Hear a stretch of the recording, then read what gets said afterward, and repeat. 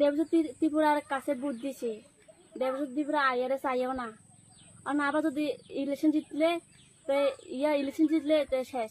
আর মানে অসুবিধা আছে না অসুবিধা না এগুন কোনো চাইতো না দেবজ্যোতি ত্রিপুরা। খোঁজ খবর নেয় না, খোঁজ খবর নেলে তো জল খাইতে লাগে না, নেলে এত সমস্যা কাছে হইতো না। চাইলে তো সমস্যা কাছে হইতো না, গদ দুয়ারও বেড়া গদ থাকতো না, কি জানি কয় জলেলাই সমস্যা হইতো না।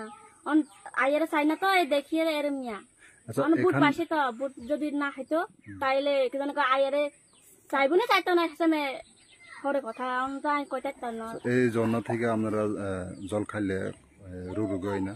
রুগী হইব না হইতো না কি করতাম, রুগী হইলে খাইতে লাগবো, রুগী নইলে খাইতে লাগবো। এখন তো অনেক পোকা মাকড় আছে, মানে এদিকে তবু খাইতে লাগে আমরা খাইতে লাগবো।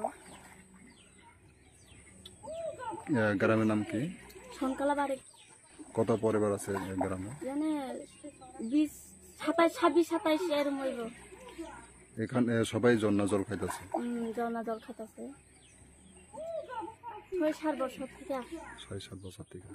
এখন তো বর্ষা সিজন, এখন বৃষ্টি জল ঢুকে না ঝর্ণার মধ্যে? জল ঢুকলে কি না ঢুকলে কি খাইতে লাগবো।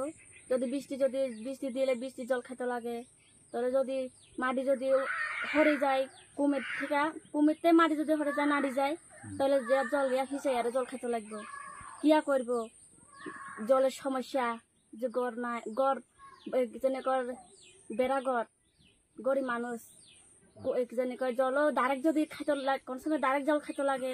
যদি ফিল্টার থাকলে তো জল ডাইরেক্ট কয় খাইতে লাগে না, ফিল্টার ঢুকে তাহলে জল খাইব। আর ফিল্টার যদি না থাকলে ডাইরেক্ট জল খাইতে লাগবো। গরিব মানুষ রাস্তাঘাট বালা নাই, তো কি জানি কয় গড় বেড়া গড় তো কুমো এগুন কুমোর জল খাইতে লাগে। সাপ্লাই দেয় না মানছে কত গড়ে গড়ে সাপ্লাই গড়ে গড় বালা গড় দুয়ার বালা বুদ্ধি সে দিব করে গড় বাড়ি দুয়ার সবকিছু ঠিক থাকবো, জলের প্রবলেম হতো না, কোনো কিছু প্রবলেম হতো না। অন বুদ্ধি সে অন প্রবলেম ওই বইরেছে।